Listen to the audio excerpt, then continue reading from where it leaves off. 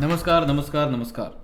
तर सुरू करायच्या आधी आपण हे यूट्यूबवरती ऐकत असाल तर खाली चॅनलला पटकन सबस्क्राईब करून टाका. Spotify, Google podcast, Apple podcast किंवा तुमच्या आवडत्या कुठल्याही पॉडकास्टच्या ॲपवरून हे ऐकत असाल तर कृपया आमच्या चॅनलला सबस्क्राईब करा, म्हणजे तुमच्यापर्यंत पोचायला मदत होईल. बाकी एवढे बोलून मी माझे 4 शब्द संपवतो आणि आजच्या भागाला सुरुवात करतो. हं. अरे, मी ना एक मागच्या काही दिवसामध्ये एका अशा विचित्र YouTube चॅनलला I like hooked on. I don't know what to say that. हां, पण एका एक एक एक विचित्र YouTube चॅनल बघायला सुरू केला आहे. तर ही लोकं काय करतात, ते स्कॅम बस्टर्स आहेत. स्कॅम बस्टर असे काहीतरी त्यांचं नाव आहे. समथिंग स्कॅम समथिंग हे असं नाव आहे. हे बॅक ऑफिस ऑन म्हणजे ते फोन येतात रॅन्डमली ॲपवाले ते वाले आहेत ना? हां, हां, हां. आणि अरे त्यांनी माहिती आहे, माहिती सगळं आहे. हां. त्यांनी सगळं रेकॉर्ड केलंय त्याने ते, की ते त्या सो आणि आणि असे त्यांच्या मते अशी कॉल सेंटर्स आहेत भारतभर आणि असे आणि की जे लोकं त्यांच्याकडे बराच मोठा डेटाबेस आहे अमेरिकेमधल्या किंवा इंग्लंडमधल्या बऱ्याच वयस्कर माणसांचा. स्पेशली कारण की ते जरासे जास्ती व्हल्नरेबल असतील किंवा डिजिटलवरती जास्ती फॅमिलिअर नसतील. त्या लोकांना ही लोकं भारतात बसून कॉल करतात आणि इंग्लिश ॲक्सेंट काढायचा एक काहीतरी गरीब प्रयत्न करत आणि म्हणतात, की तुमच्या अकाउंटवरून एक फेक ट्रान्झॅक्शन झालेलं आहे आणि आम्ही तुम्हाला हेल्प करणार आहे. त्यामुळे तुम्ही अमुक-अमुक सिस्टममध्ये लॉग इन करा आणि तुम्ही ते केल्यानंतर मग ते म्हणतात, की "हां, ठीक आहे. अरे, आम्ही तुमच्याकडे आता चुकून तुम्हाला आम्ही एक्स्ट्रा पैसे रिफंड केलेत." आणि हे लोकं काय करतात, की त्यांना टीम व्ह्यूअर इन्स्टॉल करायला लावतात सॉफ्टवेअर. त्यांच्या मशीनचा ॲक्सेस घेतात. सर्वप्रथम त्यांना सांगतात, की हे फोनवरती होणार नाही. तुम्हाला कॉम्प्युटरवरतीच बसावं लागेल आणि कॉम्प्युटरवरती ते टीम व्ह्यूअर इन्स्टॉल केल्यानंतर त्याचा फुल ॲक्सेस घेतात सिस्टमचा आणि एक फेक एच-टी-एम-एल पेज बनवतात, की ज्याच्यामध्ये त्यांना असं दिसतं, की त्या युजरला दिसेल, की अरे मला एक £100 रिफंड पाहिजे होता, पण चुकून 10,000 आलेला आहे. मग त्याला म्हणतात, "आता हे तर असं असं झालं ना, तर मग तुम्ही मला मग 10,000 वजा 100 म्हणजे इतके पैसे तुम्ही मला रिफंड करा, कारण की माझे पैसे आहेत तुमच्या ह्याच्यामध्ये." पण हे करायसाठी आता मग ते बँकेमधल्या लोकांना काहीतरी असेल किंवा ते म्हणतात, की कुणीतरी फ्रॉड केलंय तुमच्या अकाउंटवरती. मग त्यापेक्षा तुम्ही असं करा, आता तुम्ही इन पर्सन अमुक-अमुक ब्रांचमध्ये जावा, अमुक-अमुक या शॉपमध्ये जावा आणि तिथून Amazonची अमुक-अमुक इतकी-इतकी गिफ्ट कुपन घ्या आणि ती मला ट्रान्सफर करा आणि देन वी आर इव्हन. असं करून त्यांनी इतक्या लोकांना छळलेलं आहे. त्यांना लुटलेलं पण आहे. 1000-1000, 2,000-2,000, 3,000-3,000 ह्याच्यामध्ये लोकांचे पेन्शन फंड वगैरे काढलेले आहेत. तर ही जी स्कॅम बस्टरची वाली ही जी गँग आहे, ते लोकं या कॉल सेंटरवाल्या लोकांचा कॉल इंटरसेप्ट करतात. त्यांच्याकडे so it's like ethical hacking. ते त्यांच्या सिस्टममध्ये घुसतात. त्यांचा कॉल चालू झालेला ही लोकं ऐकत असतात. त्याच्यामध्ये ही लोकं खरखर इन्सर्ट करतात. ते बऱ्याच वेळा तो जो व्हिक्टिम होणार असेल, त्या व्हिक्टिमला ही लोकं फोन करतात. म्हणतात, की "हे बघा तुम्हाला हे आता ही लोकं कॉल करतायत. त्यांचं ऐकू नका. तिकडे तिकडे जाऊ नका." काही वेळेला दे सक्सीड, काही वेळेला दे फेल आणि त्या माणसाचे किंवा त्या बाईचे पैसे पैसे जातात पण. पण काही वेळेला हे लोकं ते स्कॅम सेंटरचे जे जे कॉल सेंटर आहे, त्यांचा सीसीटीव्ही कॅमेरा हॅक करतात. They take picture of all of these people आणि त्यांचे मशीन पण त्यांचे त्याच्यामध्ये व्हायरस टाकतात आणि काय-काय आणि इट्स लाइक एव्हरीथिंग. हां. आणि त्यांना कॉल करतात आणि त्यांचा सीसीटीव्ही कॅमेरा त्यांनाच दाखवतात, की बघा आम्ही तुम्हाला बघतोय म्हणून. हां, तर हां, एक्झॅक्टली आणि ते इनफॅक्ट त्याच्या आय थिंक मी पण त्याच्यामध्ये बघितलं ना, I think more often than not they show them the GPS location.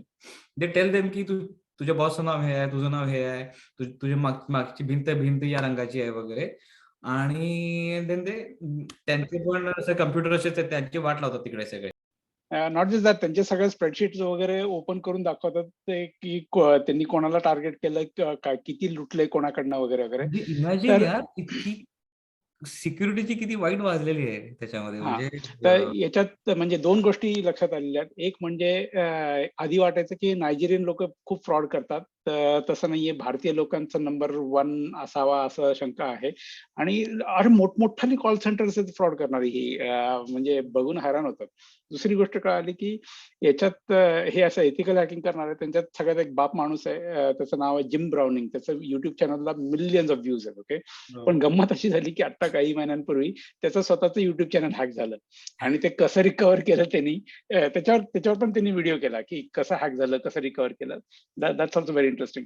पण हे असे स्कॅम्स, फ्रॉड इतक्या वेगळ्या-वेगळ्या प्रकारे होतात. आता माझ्या मते भारतात मागच्या काही महिन्यांमध्ये किंवा 2-1 वर्षांमध्ये चायनीज ऍपचं एक नवीन आलेलं आहे. असे बरेच ऍप्स आहेत जे म्हणतात तुम्हाला इन्स्टंट लोन देऊ आम्ही, आणि फक्त तुम्ही तुमचे काही बेसिक डिटेल्स द्यायचे, आधार, पॅन नंबर वगैरे टाईप, प्लस तुमचे फोटो आणि तुमचे कॉन्टॅक्ट लिस्टचं परमिशन द्यायची तुमच्या फोनवरच्या. ओके. आणि ते म्हणजे तुफान काहीतरी इंटरेस्ट रेट लावतात, आणि जर दिले नाही ना, तर हे लोक काय करतात की त्यांच्या फोन बुक मध्ये जे लोक आहेत आणि त्यांना यांचे फोटो पाठवतात, बघा हा आमचे पैसे बुडून किती मजा मारतोय, तुमचा मित्र आहे ना, हा तुमचा भाऊ आहे ना, हा, तर बघा त्याला सांगा काहीतरी असं, म्हणजे चार चौकात नाचक्की करतात. तर अशा यांनी परेशान होऊन काही लोकांनी आत्महत्या पण केल्या आहेत. आय थिंक फिल्म इंडस्ट्री मधलाच कोणतरी एक होता रायटर की काहीतरी, त्यांनी आता रिसेंटली मागच्या वर्षी त्यांनी आत्महत्या केली आहे. त्याच्यामुळे ते जास्त उघडकीस आलं, पण असं खूप लोक विक्टिम झाले त्याचे. अरे इथे पण कपिल बरोबर झालं होतं आता रिसेंटली, रिमेंबर? मी आणि हो काय? कपिल बोललो होतो त्याविषयी. त्याचा योगाचा क्लास सुरू होता त्याचा काहीतरी ना, त्याचा ते काहीतरी त्याने योगाचं कॅम्पेन केलं होतं हा त्याच्यामध्ये. हा हा. मी तशी सेम केस मी ऑनलाईन बघितली होती. तर हे लोक काय करतात आता, I just use Kapil's name for an example. त्यांनी त्याच्या पोस्टरवरती कपिलचा नंबर होता की हे असा असा क्लास आहे आणि कॉन्टॅक्ट कपिल भट, आणि हा त्याचा नंबर. तर कुठल्या रॅन्डम माणसाने आपल्या प्रोफाईलवरती तोच कपिलचा प्रोफाईल पिक्चर लावला, योगा क्लास, हा नंबर असा असा आहे, आणि त्यांनी लोकांना फोन करायला सुरू केला त्या अननोन नंबरवरून. त्यांनी की मी नवीन ग्रुप तयार करतोय योगासाठी, आणि हा या आपल्या या कार्यक्रमासाठी, आणि त्यासाठी तुम्हाला ओटीपी येईल, तो ओटीपी मला द्या त्या ग्रुप जॉईन करायसाठी. आणि हा माणूस काय करत होता, आपल्याकडून ही लोकांच्या व्हॉट्सअपवरती लॉग इन करायचा. तुम्ही समजा आता मी तुझा नंबर माझ्याकडे व्हॉट्सअपवरती मी समजा फीड केलाय, की मग तुला ओटीपी जातो ना कन्फर्म करायसाठी, हम्म. आणि तो ओटीपी लोक द्यायचे याला तिकडे, कारण की त्याने सांगितलं त्यां- होतं वेगळं, आणि I think nobody read the message. तर हे करता करता त्याच्यामध्ये काही लोक फसली, बरीच लोक नाही फसली, पण जी लोक फसली त्यांच्या व्हॉट्सअपचा फुल ऍक्सेस मिळाला ना इकडे. आणि हो. त्याचा फुल ऍक्सेस आणि मिळाला म्हटल्यानंतर you got full contact list, name, number, photo, आणि देन दॅट सायकल कंटिन्यूज. आणि मग शेवटी कपिलने म्हणजे काहीतरी लोकांना फोन करून सांगितलं की अरे हा हा मी नाही आहे माणूस की जो तुमच्याकडून ओटीपी मागतोय. आणि 100 एक जरी अडकला तर त्याच्या कॉन्टॅक्ट लिस्ट मधून अजून 100 लोकांपर्यंत पोहोचता येतात, हे अनगिनत आहे. आणि एकदा का त्या लोकांचा विश्वास संपादन केला की तुम्ही त्यांचे मित्र आहात, तर मग काही कारण सांगता येतं की मी अडचणीत आहे, मी अडकलोय कुठतरी, मला पैसे हवेत, सेम सेम सेम. पाठवा वगैरे. त्याने पण ते मला प्रश्न असा आहे याच्यामध्ये बरं का, आता या कपिलच्या केसमध्ये पण असंच होतं की आफ्टर गेटिंग दॅट ऍक्सेस हा माणूस लोकांना, सपोज कपिलचं नाव वापरून त्याने तुझ्या व्हॉट्सअपचा ऍक्सेस घेतला. आता तुझं नाव वापरून तो तुझ्या कॉन्टॅक्टमध्ये लोकांना सांगतो की मी सागर आहे, कारण आता एनिवे त्याच्याकडे लेजिटिमेट तुझाच नंबर आणि तुझंच व्हॉट्सअप आहे ना, त्यामुळे मग नोबडी हॅज इव्हन क्वेश्चन, कुणी परत क्वेश्चनही करणार नाही. आणि मग तो तुझ्या कॉन्टॅक्टना सांगतो की अरे मी आता जरा असं अडचणीत आहे, आणि मला या ह्याच्यावरती तुम्ही पैसे द्या, असं त्याने करायला सुरू केलं. Nobody will have a trace also की आता he got into your account using कपिलची फ्रॉड इन्फॉर्मेशन, बिकॉज नाव आय ॲज अ स्कॅमस्टर, मी तुझं नाव, तुझा नंबर लेजिटिमेट तुझ्या व्हॉट्सअपवरून पाठवतो लोकांना. पण मला प्रश्न असा आहे त्यामध्ये, तुझ्या आधीच्या त्या स्कॅमकडे आपण जर गेलो ना, की हे लोक जे कॉल करतात इकडे तिकडे लोकांना, आणि अमेझॉनची कुपन वगैरे घ्यायला लावतात, आणि त्याच्याकडनं या इथिकल हॅकिंग वाल्या लोकांनी त्यांचे सगळे फोटो, जीपीएस कोऑर्डिनेट, हे लोक पोलिसांकडे का जात नसतील? इनफॅक्ट नाही जातात. एकाच्याकडे मी नेकीमध्ये एकाच्या डिस्कॉर्ड चॅनलवरती जाऊन मी त्यांना हे पण केलं, म्हटलं हे बघ, तू आत्ताच्या रिसेंट एपिसोडमध्ये कलकत्त्यामधल्या कॉल सेंटरला तू हे केलेलं आहेस, त्यांचा फोटो आहे, जीपीएस ऍक्सेस आहे, त्यांचे आधार कार्ड इन्फॉर्मेशन पण आहे त्याच्यावरती, आणि म्हटलं हे बघ, हा कलकत्त्याच्या कमिशनरचा हे ईमेल ऍड्रेस आहे, तुम्ही मग का नाही ईमेल करताय त्याच्यामध्ये? त्याने काही ईमेल नाही केलं, त्याने काही उत्तर नाही दिलं त्यामध्ये. पण नाही ते त्याचे 2-3 गोष्टी आहेत. एक म्हणजे हे युजली इंटरनॅशनल फ्रॉड्स आहेत. त्याच्यामुळे जोपर्यंत दोन्ही देशांचे मिळून एकत्र काम करत नाही, कारण नुसतं तुम्ही आरोपीला पकडून चालत नाही, तो गुन्हा कुठे झाला त्याच्यावर पण बऱ्याच गोष्टी ठरतात. त्याच्यामुळं हे इंटरनॅशनल कोलॅबोरेशन पोलिसांचं आवश्यक आहे. दुसरी गोष्ट म्हणजे पोलिसांना सांगितलं तरी पोलीस फार काही करत नाही असा अनुभव आहे, जो पण मीडिया किंवा असं मोठ्या स्केलवर कोणी आरडाओरडा करत नाही. तर मला माहिती आहेत अशा केसेस. एक माझ्या माहितीची केस अशीच आहे की तो व्यावसायिक होता आणि परदेशातून बरेचसे असं कच्चा माल मागवायचा, भारतात त्याचं प्रोसेसिंग करायचं आणि मग विकायचा, असा तो बिझनेस होता आणि खूप चांगला लेजिटिमेट व्यवस्थित बिझनेस होता. तर एकदा काय झालं की मेल आला पलीकडून, म्हणजे जे रेग्युलर सप्लायर्स होते ना त्यांच्याकडनं मेल आला आणि त्यांचा मेल कसा @gmail.com, ओके, असंच काहीतरी. तर त्या पठ्ठ्याने काय केलं की जो ओरिजिनल सप्लायरचा ईमेल होता तो तिथं एका ठिकाणी जी च्या ऐवजी फक्त क्यू वापरलं. ओके, त्या ईमेल ऍड्रेसमध्ये. म्हणजे बघणाऱ्याला काय एकदम पटकन ओळखू येत नाही ना, जी आणि क्यू सेम आहे. तर त्याच्यात त्यांनी बरेच महिने त्याच्याशी इंटरॅक्शन ठेवलं की हो तुम्हाला काय रिक्वायरमेंट्स पाहिजे सांगा वगैरे. आणि मग त्यांनी हे करायला चालू केलं. म्हणजे हे चालू होतं भारत आणि माझ्या मते तैवानमध्ये. ओके, सप्लायर तैवानचा होता आणि हा माणूस भारतातला होता. त्यांचं चालू होतं बरेच दिवस आणि यांनी आधी माल मागवलेला त्यांच्याकडनं, त्याच्यामुळे माहिती होती. तर त्या तिकडच्या माणसाने बरेच दिवस इंटरॅक्शन केलं आणि मग जेव्हा ऑर्डर प्लेस झाली तर त्यांनी सांगितलं की तुम्ही करा, पण आमच्या सिस्टममध्ये, आमच्या बँक अकाउंटमध्ये काहीतरी प्रॉब्लेम आहे, त्याच्यामुळे आमच्या नेहमीच्या बँकेत न पाठवता तुम्ही दुसऱ्या बँकेत पाठवा. आणि दुसऱ्या बँकेचा ऍड्रेस होता युकेचा. ओके, ती युकेची बँक. आणि त्यांनी तो बँक डिटेल्स दिले आणि त्यांनी पाठवले की भरमसाठ पैसे पाठवले. ओके, लाखोनी. आणि पूर्ण विश्वास ठेवून, कारण या सप्लायर सोबत आधी काम केलेलं आहे, मागचे कित्येक महिने ह्याच ईमेल ऍड्रेसवर आपलं back and fourth transaction interaction चालू आहे म्हणून. आणि नंतर माल येईच ना. मग त्यांनी फोन करून बोलल्यावर कळालं की नाही, आम्ही तर असं कुठलाच ईमेल पाठवलं नाही, आम्ही असं कुठलं बँक डिटेल चेंज केलं नाही, काही नाही. मग लक्षात आलं फ्रॉड झाला. ठीक आहे, फ्रॉड झाला. अर्थात मग पोलिसांकडे, आधी बँकेकडे तक्रार, मग पोलिसांकडे तक्रार. मग पोलिसांनी बँका त्याच्यात फार काही करू शकत नाही असं त्यांनी सांगितलं. थोडंफार इकडे तिकडे फोन केले आणि नंतर लक्षात आलं की हा जो पठ्ठा आहे हा नायजेरियात बसलेला, म्हणजे जो फ्रॉड करणार आहे त्याचा नंबर त्यांनी नायजेरियाचा एक दिला होता काहीतरी त्या ट्रान्झॅक्शन मध्ये, ईमेल्स मध्ये. फोन करून बोलला तर तो म्हणजे हात वरती करून बसला, नाही मला काहीच माहित नाही, तुम्ही कोण काय मला माहित नाही. बरं, युकेची बँक जिथे पैसे पोहोचले होते तर ती बँक रिस्पॉन्ड करेना. ते म्हणतात की नाही, आम्ही आमच्या कस्टमरचं डिटेल तुम्हाला नाही देणार, तुम्हाला फार असेल तर तुम्ही पोलिसात जा. आता भारतातला बसलेला माणूस, त्याला वाटतं तो तैवानच्या माणसाशी इंटरॅक्ट करतोय, अकाउंट युके मध्ये, फ्रॉडस्टर बसला नायजेरियामध्ये. ओके, तर हे इतकं इंटरनॅशनली कॉम्प्लेक्स जेव्हा सीन असतो तेव्हा त्याची कारवाई योग्य प्रकारे करणं आणि त्या आरोपींना पकडणं आणि त्यांना शिक्षा होणं, ही फार किचकट प्रोसेस आहे. तर तो एक भाग आहे.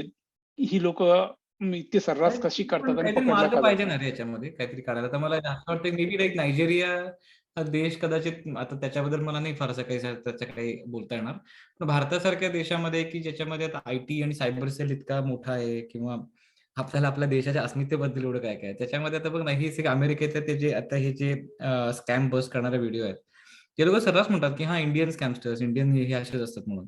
इन अ वे यास. आणि हे दिस ऑपरेशन हा एक किंवा दोन माणूस नाही करतात, कॉल सेंटरमध्ये 10 लोक बसलेत तिथे आणि ते लोक हेच काम करतात. These guys are out there. आणि म्हणजे ते काय कुठेतरी आपले क्रिडेन्शियल्स कॉम्प्रोमाइज करतायत ना, इंडियन कॉल सेंटर हा, अमेरिकेमधल्या किंवा म्हणजे जसं लंडनमधल्या. कोरोना व्हायरसच्या डेल्टा व्हेरियंटला, म्हणजे ते डेल्टा व्हेरियंट नाव नंतर आलं, इंडियन व्हेरियंट असं म्हणायचे ते.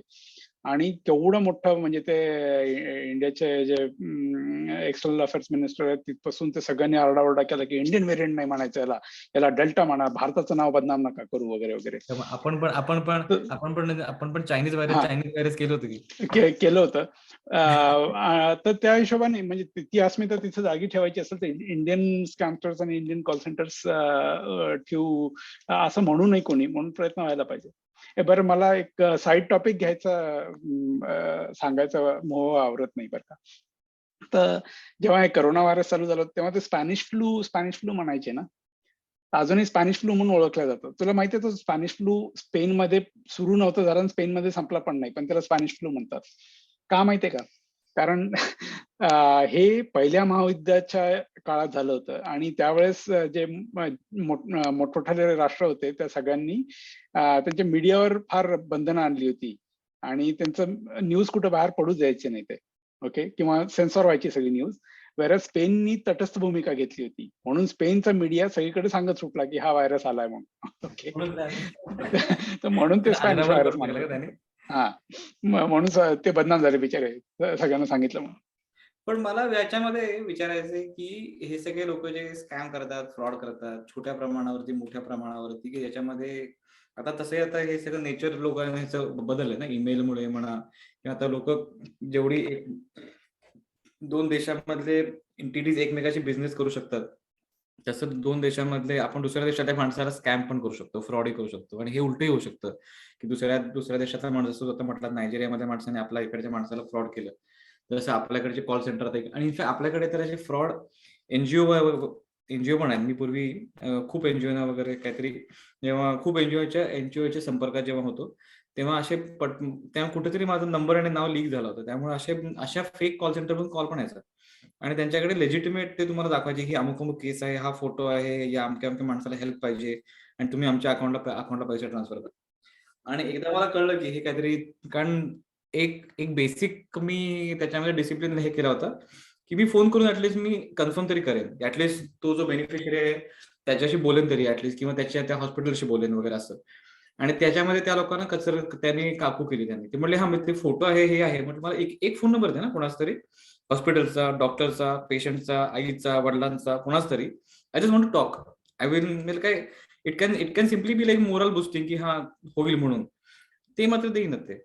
आणि मग नंतर मी I went around and I found out from hospital की अशी केस नाही का, ते केस ऑलरेडी होऊन बराच काळ लोटला होता. तेव्हा मला कळलं, तेव्हा मला मग त्यावेळेच्या बऱ्याच लोकांनी सांगितलं पण की हे बऱ्याच एनजीओ वरती एटीजी हे आहे ना, त्यामुळे अशा फेक एनजीओ पण लोकांनी काढलेले आहेत की जे कोणाला मदत करत नाहीत, फंड रेझिंग करत असतात. तर विच इज, पण आता हे कसं भारतातल्या भारतामध्ये आहे, ते I am sure people can crack down. पण हे कसं क्रॅक करत असतील हा मला प्रश्न आहे, की असं नाही, इंटरनॅशनल हे किंवा हे हे अशा फेक एनजीओ जगभर आहेत आणि म्हणजे जेवढं हे असं लोकांना फसवायचं काम आहे, तेवढंच बऱ्याचशा एनजीओ ज्या आहेत त्या मनी लॉन्ड्रिंग केसेस मध्ये फार त्यांचा वापर होतो. ज्या चांगल्या मोठ्या एनजीओ आहेत त्यांनी व्यवस्थित त्याच्यासाठी पावलं उचललेली आहेत, असं काही होऊ नये म्हणून. पण बऱ्याचशा ज्या आहेत तर असंच एनजीओच्या नावाखाली, कारण तिथे कॅश ट्रान्झॅक्शन जितकी दाखवता येईल तेवढं मनी लॉन्ड्रिंगसाठी सोपं होतं त्यांना, म्हणून होतात अशा गोष्टी आहेत. आणि म्हणजे फ्रॉडची व्याख्या इतकी मोठी की त्याला असं म्हणजे खंडच्या खंड लिहिल्या जातील ते जर लिहायचं काम पडलं तर. ओके. तर म्हणजे आज मी वाचत होतो, ज्या national stock exchange of India NSE MD आणि चेअरमन होते की नाही, एनडीए आणि सीईओ चित्रा रामकृष्ण, त्यांच्याबद्दल वाचत होतं. अरे या बाईनी म्हणजे इतके वर्ष एवढी मोठी संस्था चालवली, पण टोटल कुठला तरी फ्रॉड बाबा होता, स्वामी कोणतरी, आणि तो ईमेलवर इन्स्ट्रक्शन द्यायचा. त्या ईमेलच्या भरोशावर हिने काय काय नाही काय केलं, म्हणजे त्या कंपनीतली सगळी आतली माहिती त्या बाबाला दिली. कोणाला काय प्रमोशन द्यायचे, कोणाला काय इन्क्रिमेंट द्यायचं, सॅलरी किती असायला पाहिजे, हे सगळं तो बाबा सांगायचा आणि ही ऐकायची गपचूप. एवढ्या मोठ्या संस्थेची एवढी मोठी पदाधिकारी हे असं करू शकते, सामान्य माणसाची काय हालत होईल मग. ओके. मला आणि एक सांगा याच्यामध्ये, सो हे पण ही बातमी ओझरती मी पण पाहिली, त्यामुळे मला, पण त्याच्यामध्ये तर ते किती प्रूव्हन आहे, किती खरं आहे ते नाही पाहिलं. पण एक जरी ही केस जरी आपण घेतली, तर ह्याच्यामध्ये एक्झॅक्टली प्रॉब्लेम कुठे आहे? मी as a CEO of an organisation एका बाबाला फॉलो करतो. हा ह्याच्यावरती कुणी आक्षेप घ्यायचं काही कारण नाही ना. तो बाबा फ्रॉड असेल, नाहीतर मग कुणी असेल. मी जाऊन आणि तो बाबा जे इज दॅट फॉलोइंग बाबा इज अ प्रॉब्लेम, की माझ्या कंपनीची माहिती मी बाबाला दिली, इज दॅट अ प्रॉब्लेम? कंपनीची माहिती बाबाला दिली आणि त्या बाबांनी ज्या इन्स्ट्रक्शन दिल्या त्यांनी कंपनीच्या कार्यात हस्तक्षेप केला आणि त्यांनी ते कंपनीचे सूत्र हलवायला चालू केले, असं जेव्हा दिसतं तिथं प्रॉब्लेम आहे. कारण ह्या बाईला त्या पदावर बसवलं तिच्या केपेबिलिटीमुळे बसवलेलं आहे. पण ती स्वतःची अक्कल न वापरता दुसऱ्यांचं इनपुट्स वापरते. आता म्हणजे सिंपल त्यांचा एक सीईओ होता आनंद सुब्रमण्यम म्हणून. ओके. हा माणूस एका गव्हर्नमेंट पीएसयू मध्ये काहीतरी व्हीपी पोझिशनवर होता. त्याची सॅलरी होती 15 लाख रुपये. ओके. तर ह्या बाबांनी सांगितलं की या माणसाला तुम्ही कन्सल्टंट म्हणून घ्या NSE वर. त्या बाईंनी घेतलं. केवढ्या आणि पे काय ऑफर केला? 1,62,00,00,000 काहीतरी. ओके. म्हणजे 15 लाख सॅलरी घेणारा माणूस सरळ कन्सल्टंट म्हणून NSE येतो, दसपटच्या वरती सॅलरी घेऊन, आणि पुढच्या 3 वर्षात त्याची सॅलरी त्याच्याही किती पट होते, म्हणजे 4-4.5 करोड मिळायचे त्याला. म्हणजे ओरिजिनल त्याची जी सॅलरी होती त्याच्या 28 पट सॅलरी मिळायला लागली 3 वर्षात त्याला. ओके. आणि तो त्याला काही त्या क्षेत्रातला अनुभव नव्हता, काही माहिती नव्हती, काही नाही. आणि आणि त्याच्या हातात एवढे मोठे सूत्र दिले, पण त्या बाबांनी सांगितलं की याचं नाव म्हणजे याला डेझिग्नेशन काही देऊ नका असं मोठं. ओके. याला सगळं पॉवर द्या पण डेझिग्नेशन नका देऊ. का? कारण ते डेझिग्नेशन दिलं की मग तुम्हाला ते सेबी वगैरे सारख्या रेग्युलेटर्सला सांगायला लागतं की हा आमचा माणूस आहे, हा या पदावर काम करतो. मग त्याची क्वालिफिकेशन्स काय वगैरे सगळं डिक्लेअर करायला लागतं ना. तर बाबा मग हुशार होता रे. काय बाबा हुशार होता म्हणजे एकदम. बाबा हुशार होता. नाही म्हणजे असंही म्हणतात की मग जेव्हा NSE ला कळालं त्यांनी अर्न्स्ट अँड यंगला बोलवलं सगळं ते छानबीन करायला, आणि त्यांचा म्हणजे निष्कर्ष असा होता की तो बाबा आणि हा सीईओ हा एकच माणूस होते. पण ही जी आहे चित्रा रामकृष्ण ती म्हणते की नाही, ते 2 वेगळे माणसं होते. असो काही का असे ना, पॉइंट असा आहे की वावत जायचं तर so I think to be clear, आपण असं म्हणतोय की मला असं आपण नाही का की आपण अगदीच ते रामानुजननी सांगितलं की मला देवी साखी झाला आणि म्हणून मी हा थेरम बनवला. But theorem works. So you may or may not like appreciate or agree की रामानुजनला दैवी साक्षात्कार झाला. But the guy still proved it. He still made that theorem and it is still valid. So you can't really object that. इथे आता ही जी बाई जी आहे ती कुठल्या तरी चंदू बाबाला हे करते, फॉलो करते. हा आक्षेपाचा काही मुद्दा असूच नाही शकत. जरी तो बाबा जरी फ्रॉड असेल तरी त्याचे सल्ले पण तिने वापरले तरी काही हरकत नाही. यू नाही कॅन तरी तर हरकत आहे, माझी हरकत आहे. असते. हो फुल हरकत आहे. सो हिअर मी आउट, कारण की आय थिंक हे तुझं फील्डच आहे, त्यामुळे I am sure you'll have more legit comment on this. की मला असं म्हणायचं की मी त्याचे सल्ले पण वापरेन, पण मी अथॉरिटी आहे. I can make a decision की हा सल्ला वापरायचा की नाही. So I made a decision की मला कुठल्या एका रॅन्डम बाबाने मला दिलेला सल्ला मला ग्राह्य वाटतो म्हणून मी वापरला. तो इट शुड, मला असं वाटतं की ऍज लॉंग एज मी घेतलेले निर्णय चुकीचे नाही आहे, you should not have a problem. मी ते दैवी साक्षात्कार झाला म्हणून करत असेल किंवा मला कुठल्या एका बाबाने अंगारा लावून सांगितलं असेल म्हणून करत असेल. एकच मला याच्यामध्ये वाटते खोट की मी माझ्या कंपनीमधल्या गोष्टी बाहेर नाही सांगायला पाहिजे, की जे लोक ऑथराइज नाही आहेत टू रिसीव्ह दॅट इन्फॉर्मेशन, की कुणाला किती पगार आहे, कुणाला मी काय हायर करतोय, कुणाची काय मार्केट पोझिशन आहे वगैरे. हे that can only be a problem असं मला आता वाटतं आउटसाइडर थिंकिंग मध्ये. हे बरोबर नाही का? That is definitely a problem, but more than that, integrity आणि ethical behavior जे एक्सपेक्टेड आहे ते तेवढंच महत्वाचं आहे की तुम्हाला दिलेलं काम चोखपणे बजावलं पाहिजे. तुमचं पर्सनल लाईफ आणि तुमचं प्रोफेशनल लाईफ याच्यात इंटरफेरन्स नको आहे, एवढं कळायला पाहिजे. आता तिथे प्रॉब्लेम आहे. आणि एवढंच नाही मॉरल ऑब्लिगेशन और इज दॅट लॉ? नाही इट्स लॉ आहे का नाही माहित नाही. आता तुम्ही प्रामाणिक असावा असं अपेक्षा आहे. तर तुमच्या जेव्हा तुम्ही एम्प्लॉयमेंट कॉन्ट्रॅक्ट साईन करता त्याच्यात लिहिलं असतं का की तुम्ही प्रामाणिकपणे वागावं. आणि मी एक प्रामाणिकपणाची एक खूप छान व्याख्या ऐकली होती. So there is nothing call honesty, there are just degrees of dishonesty. Okay. तर ऑफिसमध्ये जाऊन प्रिंटरवरचे 4 कागद उचलून घरी आणणारे लोक पण मी पाहिलेले आहेत, आणि ऑफिसमध्ये करोडोचा फ्रॉड करणारे पण लोक पाहिले. तर ऑनेस्टी, मग तो जो प्रिंटरचे 4 कागद घरी आणतो तर तो डिसऑनेस्ट माणूस आहे का? आहे. ऑफिसच्या सगळे जे फोन आहेत, ईमेल आहेत ते वापरून आपलं पर्सनल कामं करतो का? करतात लोक, आणि काही प्रमाणात कंपन्यांना पण माहिती आणि त्यांना चालतं, पण कुठं म्हणजे आपलं ज्याच्यासाठी पगार मिळतो ते सोडून बाकीचे कामं करायला जर जास्ती वावत गेला माणूस, तर मग तिथे प्रॉब्लेम यायला लागतो. So one should know the boundary. हिला, या बाईला, जस्ट टेक दॅट एक्झाम्पल, काय म्हणून तुम्ही चार्ज कराल? एक तर तुम्ही इनसाइडर इन्फॉर्मेशन बाहेर दिली म्हणून चार्ज कराल, इंटिग्रिटी नाहीये म्हणून चार्ज कराल. व्हॉट इज इंटिग्रिटी नाही म्हणून पण तिने घेतलेले नाही, म्हणजे त्या तिने घेतलेले कुठले डिसिजन हे होते का? आता त्याची तपासणी होतीये, कारण म्हणजे तिने असे कुठले खूप चुकीचे कुठले निर्णय घेतले होते का? आता ते तपासणी झाल्यावरच कळेल, पण एवढं नक्की आहे की म्हणजे खरबोनचा व्यवहार झालेला आहे नॅशनल स्टॉक एक्सचेंज मध्ये. तर तिथे कुठल्या कंपनीच्या लिस्टिंग्स कशा व्हायला पाहिजेत, त्याचे रूल्स रेग्युलेशन्स काय पाहिजेत हे ठरवणं, आणि तिथे कोणावर समजा कोणी कमी जास्त फ्रॉड केला त्या स्टॉक एक्सचेंजच्या डीलिंग मध्ये, तर त्याच्यावर काय कारवाई व्हायला पाहिजे, असे कित्येक कांगोर आहेत. ओके, तर ते कशात किती इंटरफेअर झाला, त्याच्यामुळे कोणी चोर बदमाश त्यातनं सुटले निसटले की काय माहित नाही. ओके, तर ते जेव्हा त्याची तपासणी होईल ते होईल.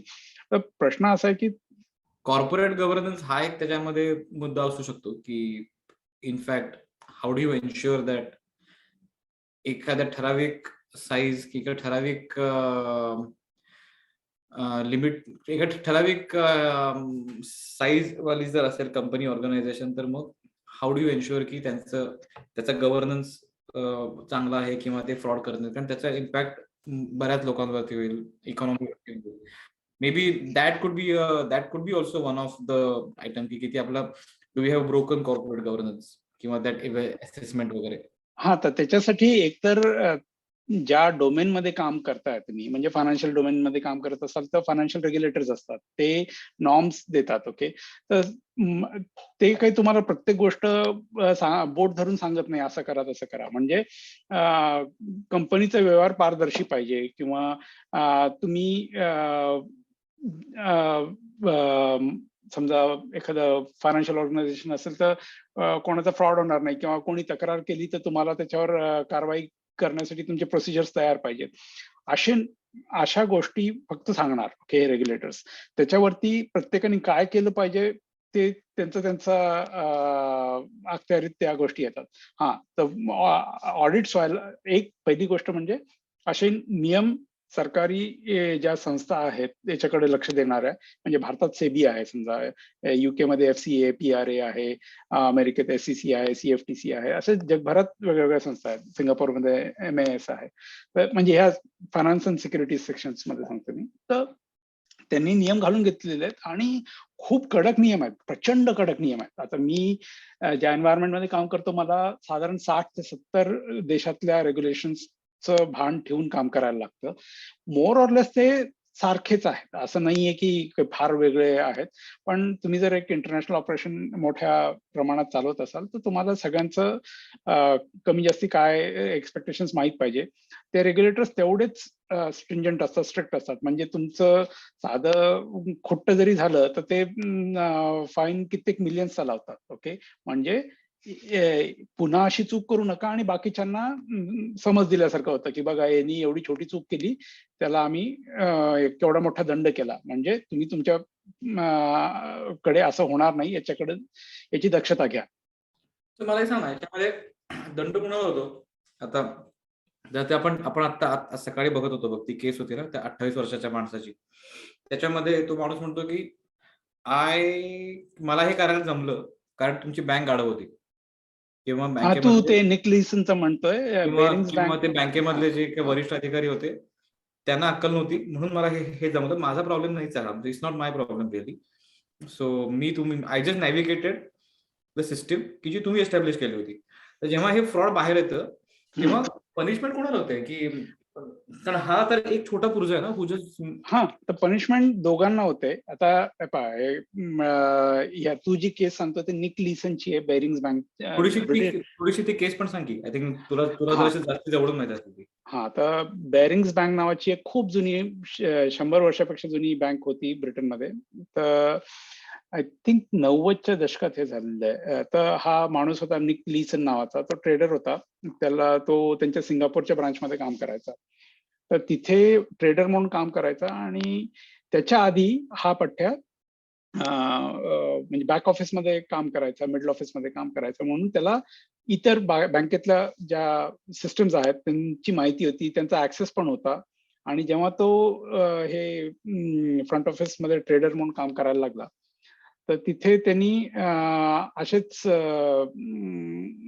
डेरिव्हेटिव्ह चे ट्रेडिंग करून बऱ्याचशा अशा बेट्स लावल्या इन अ वे. ओके.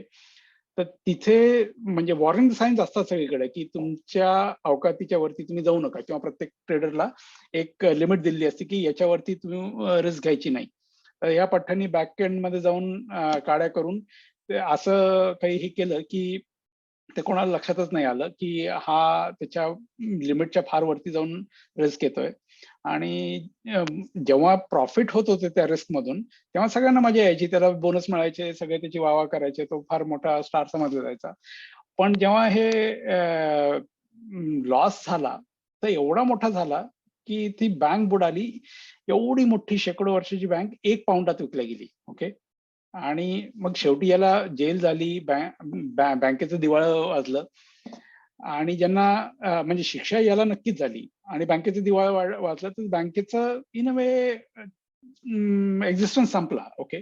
पण इतर ठिकाणी जिथे अशा गोष्टी होतात, तिथे इंडिव्हिज्युअल्सला हे फाईन्स होतात, जेल होते जर तेवढा मोठा गुन्हा असेल तर, आणि बँकांना फाईन्स होतात फक्त. ओके. म्हणजे वर्स्ट केसमध्ये काय की बँकांना फाईन पेक्षा जास्ती रेप्युटेशनल रिस्क असते की बदनामी झाली 4 ठिकाणी तर नवीन कस्टमर येणार नाही, लोकांचा विश्वास उडेल वगैरे वगैरे. आणि तेवढंच पुढच्या बिझनेसला दणका बसावा म्हणून बरेचदा बँकिंग लायसन्स पूर्ण प्रमाणात किंवा काही प्रमाणात काही वर्षांसाठी ते कॅन्सल केलं जातं. ओके. म्हणजे जर एखादा बँक असेल जी आयपीओ आणत असेल दुसऱ्या म्हणजे तर त्यांना आयपीओ आणण्याचा लायसन्स रद्द केलं पुढच्या 2 वर्षासाठी, असं होऊ शकतं. म्हणजे त्यांचं बिझनेस ऑपॉर्च्युनिटीज रेग्युलेटर्सनी काढून घेतल्या. तर अशा शिक्षा होतात. पण इन अ वे काय बऱ्याच असं पाहण्यात येतं की ह्या ज्या बँका वगैरे आहेत किंवा असे जे मोठमोठे बिझनेसेस आहेत, तर त्यांना जे फाईन्स होतात तर ते म्हणजे तुला एक वेगळं उदाहरण द्यायचं म्हणजे, तू लंडनच्या ज्या सेंट्रल लंडनमध्ये कार ड्राईव्ह करणं खूप अवघड आहे. आणि कारण पार्किंग तिथं खूप लिमिटेड आहे, पार्किंग सापडत नाही. आणि ते पार्किंग शोधत बसायला लोकांना वेळ नसतो. तर बरेचसे श्रीमंत लोक काय करतात, रस्त्यावर कुठेही पार्क करतात. होतं काय की शेवटी तो पार्किंग अटेंडंट येतो, ते आणि फाईन त्यांच्या घरी पाठवतो. ओके. तर जे 2 पाऊंडात पार्किंग होणार असतं त्याला 60 पाऊंड लागतात. ओके. पण त्या माणसाचं तेवढ्या ह्याच्यात जर 60,000चं काहीतरी ट्रान्झॅक्शन असेल, तर ही wouldn't mind paying that 60 pounds just because त्याचा वेळ वाचला. तर ते 2 पाऊंडाची योग्य पार्किंग शोधण्यापेक्षा 60 पाऊंड देऊन तो फाईन घेईल, कारण त्याच्यावरून त्याच्यापेक्षा जास्त मोठा बिझनेस त्या वेळेत होणार असतो. ओके. मग ह्या मोठमोठ्या ज्या संस्था आहेत त्या पण, मला असं वाटतं की त्या म्हणजे ज्या चांगल्या संस्था आहेत त्या नक्कीच प्रयत्न करतात की असं होऊ नये. पण झालं तर तो एक पार्किंग फाईन मिळाल्यासारखं ट्रीट होतं बरेचदा, की ठीक आहे यार, फायदा तर याच्यापेक्षा मोठा झाला ना, थोडंसं नुकसान झालं तर ठीक आहे, कॉस्ट ऑफ बिझनेस म्हणून आपण ते ट्रीट करू. पण हा ॲटिट्यूड सगळीकडे नसतो, पण असतो. आय थिंक हा अँगल जरासा डिबेटेबल आहे की म्हणजे व्हॉट्स रॉंग इन इट टाईप ना, की ठीक आहे, मी भरला, फाईन भरला, मी चूक केली, मला माहिती आहे, मी फाईन भरला, I don't care. It just that की माझ्या दृष्टीने हे काय फार मोठी चूक नाहीये आणि I don't mind committing it. मी लाईक पार्किंग मी तिकडे हे केले, तर तुमच्या दृष्टीने ती चूक आहे म्हणून मी तुमच्यासाठी फाईन भरलाय, त्यामुळं गेट मी आउट तुम्ही ऑफ. गप्प राहा.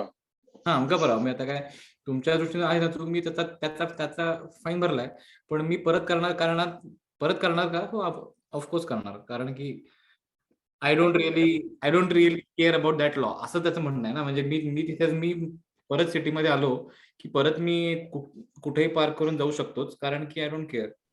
नाही, पण जर तुम्हाला त्या तिथल्या महापालिकेने जर बंदी केली की तुम्ही ही कार ह्या एरियात आणायचीच नाही पुढचे 3 वर्ष, तर मग तुम्ही शिक्षा कशी करताय, किती करताय, आणि जर गावभर पोस्टर लावले की या माणसाला दिसलं की दगड मारा, ओके किंवा हा माणूस जर दिसला तर त्वरित असं आम्हाला नाही फोन करून करणार आता सांगा. हा, तुम्ही. ठीक आहे. नाही नाही हे एक्स्ट्रीम सांगतो, पण काय कसं की हा शिक्षा माणूस तुम्ही काय देताय, किंवा त्या माणसाचे पोस्टर गावभर लावले आणि सांगितले की हा चोर आहे, ओके. नाही, हां, म्हणजे असं समजा झालं, की या माणसाला या भागामध्ये ड्राईव्ह करायची परवानगी नाही. त्यामुळे तुम्ही मग ही गाडी आण, नाहीतर कुठलीही गाडी आण, पण you should not be seen driving हा, इन दिस तुम्हाला एरिया. गाडीच आणायची परवानगी देत नाही, फाईन भरायची गोष्ट फार नंतरची. हां, तर that could be something which might तर हर्ट हिम मोर. शिक्षा कशी देतात आणि केवढी मोठी देतात त्याच्यावरही आहे. आता आता इथे पण साकारलं ना, याच्यामध्ये कसं आहे, की या गाडीच्या पार्किंगमध्ये त्या माणसाच्या तो माणूस जेन्युइनली सपोज की तो माणूस genuinely he doesn't respect the rule. तो फ्रॉड करतच होता तिथे. करेक्ट? माझ्या दृष्टीने हा रूल महत्वाचा नाही. मी हे करत जाईन. अशा पण केसेस असतील ना, की ज्याच्यामध्ये नियमामध्येच लूपहोल आहेच नियमामध्ये, की आणि ते एक्सप्लॉइट केलंय. तसं म्हटलं तर मी जर समजा असं काहीतरी समजा त्या नियमामध्ये असं काहीतरी लूपहोल आहे, की जेणेकरून मला तिकडे गाडी पार्क करता येतेच आहे. Which is causing a discomfort, which is wrong, which is creating some havoc. हा भाग वेगळा. पण असे पण केसेस असतील ना, की मी फक्त लूपहोल एक्सप्लॉइट केले. मग तुम्ही मला का ब्लेम करताय? हो, तर बरेचदा असं लक्षात येतं की मोठमोठाल्या श्रीमंत लोक किंवा मोठमोठ्या कंपन्या टॅक्स पे करत नाहीत पुरेसा कम्पेअर्ड टू बाकीच्या जे कंपन्या आहेत. पण त्या चोरी करतायत का? नाही, नॉट नेसेसरली. ते लूपहोल एक्सप्लॉइट करतात. त्यांचे सीएस खूप चांगले आहेत, एवढं म्हणू शकता तुम्ही, ओके. तर तर तर मग ह्याला त्याला तुम्ही हां, ॲक्चुअली मला हा प्रश्न होता, की हे हा, तुम्ही मग फ्रॉड, क्रिमिनल केस असं यांना म्हणता, की नाही, हे फ्रॉड नाहीये. हे दिस इज ते हुशार आहेत लोक, एवढं म्हणू शकता तुम्ही. तर जेव्हा सरकारला लक्षात येतं की हे लोक गैरफायदा घेत आहेत, तर सरकारचं काम आहे की ते लूपहोल्स बंद करणे, नियम बदलणे, किंवा अशा गोष्टी होऊ नयेत म्हणून पुढे करणे. तर म्हणजे सरकारही कसं काम करतं त्याच्यावर डिपेंड करतं. म्हणजे जसं भारतात वोडाफोनची केस झाली होती बघ.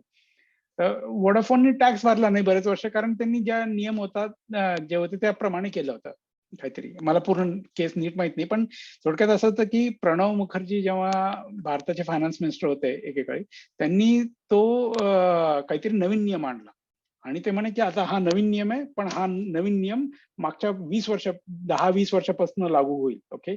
म्हणजे तुम्ही 10 वर्षापूर्वी तुमची कंपनी अस्तित्वात होती तर तेव्हाचा कर आत्ता भरायचा. हे कोणाला मान्य होतं? तुम्ही म्हणजे क्रिकेट खेळताना मध्येच पहिल्या इनिंग नंतर रूल बदलून टाकले, ओके.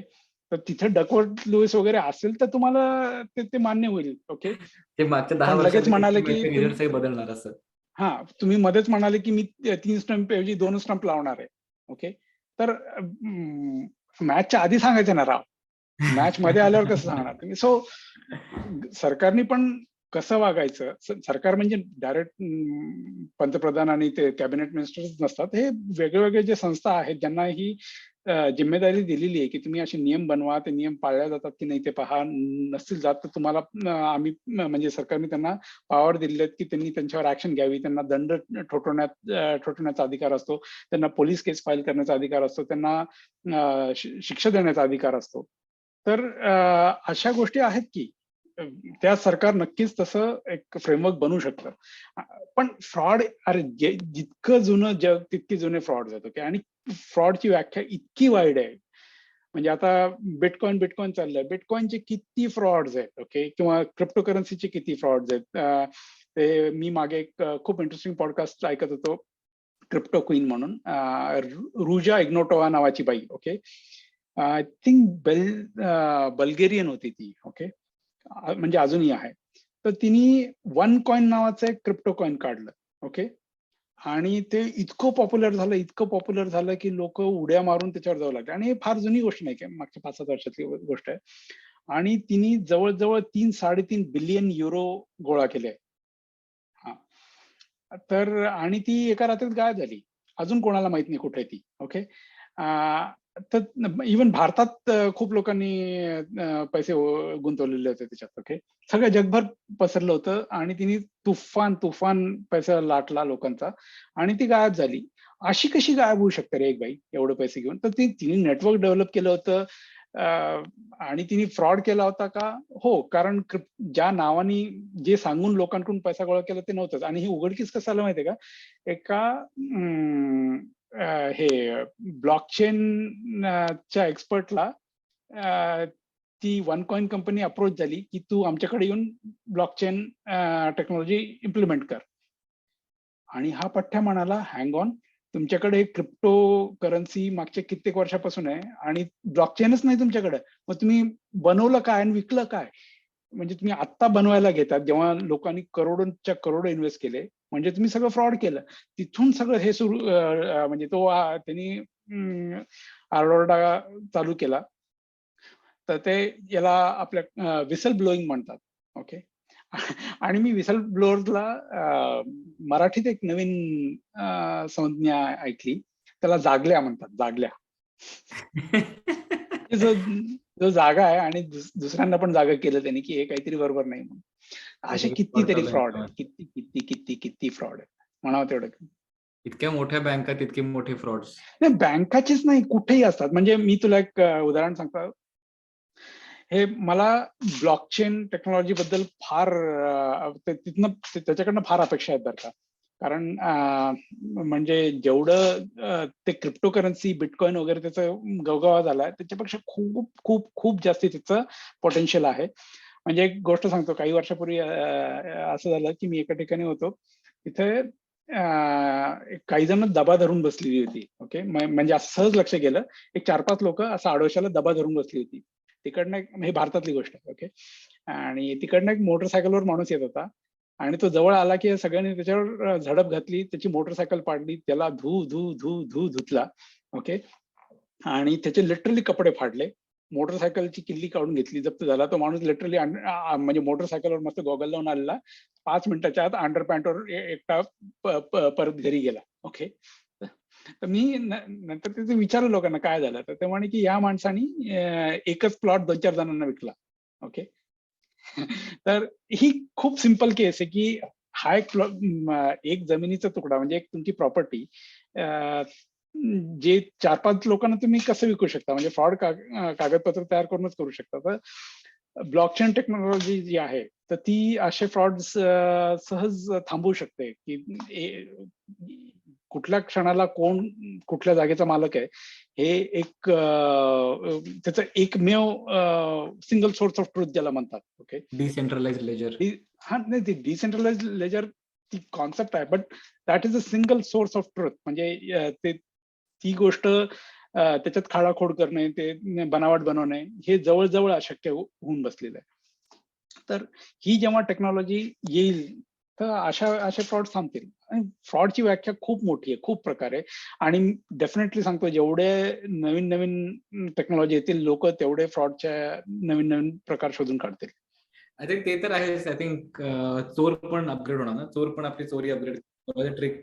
ते पूर्वीचे चोर आउटडेटेड होतील, त्यांचा सगळा बंधुरपणा, आणि मग नवीन चोर उदयाला येतील की त्यांच्याकडचे हत्यार वेगळे असतील, त्यांच्याकडचं टूल किट वेगळे असेल. जसे स्कॅम वाले कॉल सेंटर वाली माणसं होती की जी कुठले कुठले सॉफ्टवेअर वापरून लोकांना अमेरिका इंग्लंडमध्ये लोकांना कॉल करून त्यांच्याकडचे पैसे लाटायचे. तो आय थिंक दॅट इज ते तर आता काय नाण्याच्या 2 बाजू आहेत. त्यामुळे जसजशा नवीन टेक्नॉलॉजी येईल तसतशा नवीन गोष्टी, नवीन चोर पण येतील. त्याला काय पर्याय नाही.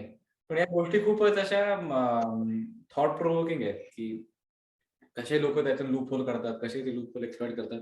बऱ्याचदा एक परसेप्शनचा पण भाग असतो बघ. मध्यंतरी ते कुठले कुठले हे आले होते बघ, पनामा पेपर्स नाही, पनामा पेपरच्या नंतर कुठे ते पेपर आले होते बघ, कोणी कोणी इतकी इतकी इन्व्हेस्टमेंट केली.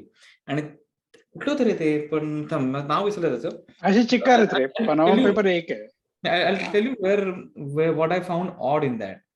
त्याच्यामध्ये बातमी अशी आली की अमुक अमुक माणसाचे इतके करोड, अमुक अमुक माणसाचे इतके करोड, ह्याने इतके करोड करोड गुंतवले. ती बातमीचे रिपोर्टिंग बघताना असं जाणवलं की हे सगळे फ्रॉडच आहेत. But in a way they were not, की कोणीतरी अमुक एक्स पैसा तिकडे गुंतवला, हे काही फ्रॉड असू शकत नाही ना. म्हणजे मी समजा 1 करोड गुंतवले, how is that fraud? Offshore कंपनीमध्ये किंवा आणि कशा ऑल व्हॉट इट सेज की मी पैसे गुंतवले, that's it. Some of them can be fraud, some of them cannot be fraud. पण बातमी सरसकट झाली पब्लिश त्याच्यामध्ये बर की सांगतो ना सांगतो म्हणजे ही खूप सिम्पल प्लेन व्हॅनिला केसेस आहेत या. ओके. तर आणि ह्या बऱ्याचशा खऱ्या घटना आहेत, भारतात झालेल्या आहेत, जगभर होतात त्या, पण भारतातली सांगतो हे कशा होतात. तर एक पॉलिटिशियन असतो कोणतरी, किंवा पॉलिटिशियन म्हणायला, किंवा कोणी बिझनेसमॅन, ओके, ज्याला फ्रॉड करायचा असतो, ज्याच्याकडे खूप काळा पैसा असतो, त्याला पांढरा करायचा असतो कसा तरी. ओके. तर तो काय करतो, एक काहीतरी फालतू कंपनी विकत घेतो, किंवा बनवतो, किंवा त्याचा IPO लॉन्च करतो. ओके. त्याचं किंमत 4 आणे नसते, त्याचा बिझनेस 5 पैशाचा नसतो. पण तो काय करतो की प्राइस इन्फ्लेट करतो त्याची. म्हणजे लोकांमध्ये उगाच हवा निर्माण करायची, अफवा पसरवायची की ही कंपनी खूप ग्रेट आहे, याला अमुक कॉन्ट्रॅक्ट मिळणार आहे, अमुक बिझनेस वाढणार आहे, वगैरे वगैरे असं सांगून, आणि आपलेच पंटर लावायचे जे याचे स्टॉक विकत घेतील. ओके. समजा, म्हणजे हा एक प्रकार सांगतो. तर ते स्टॉक आपलेच पंटर लावायचे देशभरातनं, ज्यांच्याकडे काळा पैसा थोड्याफार प्रमाणात आहे. तर त्यांनी स्टॉक विकत घेतले, आणि असं, किंवा आणि हे मार्केटमध्ये ही चलती पाहून बाकी जे टिप्सवर जगणारे लोक असतात ना, स्टॉकची मला टिप मिळाली म्हणून सांगणारे, तर ते लोक त्या काय आगापिछा माहित नसतो, काही ढेकूळ कळत नाही स्टॉक मार्केट मधलं किंवा कंपनीच्या व्हॅल्युएशन मधलं किंवा काही, पण ते मग ते आता भाव वाढणार, मी महिन्यात दुप्पट करणार पैसे, असं करून ते इन्व्हेस्ट करतात. असं करत करत करत करत कंपनीचा शेअर खूप वरती जातो. ओके. मग काय होतं की ही कंपनी जी आहे, तर ती म्हणजे हा जो फ्रॉड करणारा माणूस आहे, तर तो कुठेतरी सिशेल्स मध्ये कंपनी ओपन करतो, ज्याची सबसिडरी बहामाज मध्ये असते, त्याची सबसिडरी कुठतरी आफ्रिकेत असते, त्याची सबसिडरी अजून एक कुठली तरी मॉरिशस मध्ये असते. असं खूप गुंतागुंतीचं सगळं ते स्ट्रक्चर तयार करतात की कंपनीचा खरा मालक कोण आहे हेच कळत नाही. ओके. आणि मग जेव्हा इन्फ्लेट झालेली किंमत असते, तेव्हा हा सगळा काळा पैसा हवाला वगैरेच्या मार्गे सिशेल्स पर्यंत पोहोचतात. सिशेल्स हे खूप पॉप्युलर डेस्टिनेशन आहे म्हणून सांगतो ह्या कार्यक्रमासाठी. आणि तिथनं ह्या कंपनीला विकत घ्यायला बघतात ते. ओके. आणि तो पैसा सगळा, मग ही कंपनी जी 4 आण्याची नसते, ती 4 लाखाची, 4 अरबाची, 4,000 कोटीची म्हणून ते विकत घेतात. आणि मग तो पैसा अजून कुठेतरी गुंतून टॅक्स वाचून वाचून वाचून परत भारतात आणतात. ओके. ते एक एक जसपाल भट्टीचा एपिसोड होता बघ, ते पाणीपुरी गोलगप्प्यांच्या गोलगप्प्याच्या कंपनीचा ते IPO काढतात. हो का? नाही, आठवत नाही मला. अरे अरे युट्यूब वरती आहे एपिसोड. ते तो ते पाणीपुरीच्या ठेल्यावरती जाऊन जसपाल भट्टी आणि त्याचा तो मित्र बोलत असतो, आणि ते सांगत की अरे कसं हे स्टॉक मार्केट चालतंय वगैरे. मग तो म्हणतो की जर आपण पण आपली गोलगप्पा काहीतरी, त्याचं ते नाव पण काढतात काहीतरी त्याचं, बरं का. तो पाणीपुरीवाला, जसपाल भट्टी आणि त्याचा मित्र, असे करून ते स्टॉक त्याच्या कंपनीकडून IPO कडून स्टॉकची प्राइस वाढवतात आणि आतमध्ये कंपनी नसतेच कुठली. तुझं आता हे example reminded me of that. अरे जरूर बघ, जसपाल भट्टीचा आहे बघ, आय थिंक असेल युट्यूब वरती पण. आपण लिंक टाकू. पण मला मला म्हणायचं असं होतं की बऱ्याचदा हे न्यूज रिपोर्टिंग असं होतं ना, की जेणेकरून त्यात तुम्हाला वाटतं की नाव येणाऱ्या त्याच्यामध्ये प्रत्येकाचं जे काही नाव आलंय, ऑफशोर कंपनी काढली म्हणजे तुम्ही फ्रॉड केला असंच नाहीये. फ्रॉड करणाऱ्या बऱ्याच लोकांनी ऑफशोर कंपनी काढली असेल, पण त्याच्यामध्ये जे अशी आली नावं एकदम सरसकट, की अमका या सगळ्या माणसांनी त्याच्यामध्ये अमुक अमुक पैसे घातले, कुणीतरी लेजिटिमेट पण घातले असतीलच की. आणि तसं त्यांना नंतर सापडलं पण, म्हणजे असं काय, म्हणजे हो, म्हणजे नॉट एव्हरीबडी वॉज फ्रॉड, पण ते हा, क्लॅरिफिकेशन येत नाही बाहेर जनरली. म्हणजे आता याच्यात अमिताभ बच्चनचे पण नाव होते. अमिताभ हा करेक्ट, बच्चननी पण असं काय आता त्याच्याबद्दल तर काही फ्रॉड म्हणजे नाही आला बाहेर आला हा, अमिताभ बच्चन तर बरोबर बद्दल. तर ऑफशोर कंपनी काढणे, तिथे पैसा ठेवणे, इकडून तिकडे फिरवणे, हे कायद्याला धरून नाही असं नाहीये. पण त्याच्या मागे तुमचं जर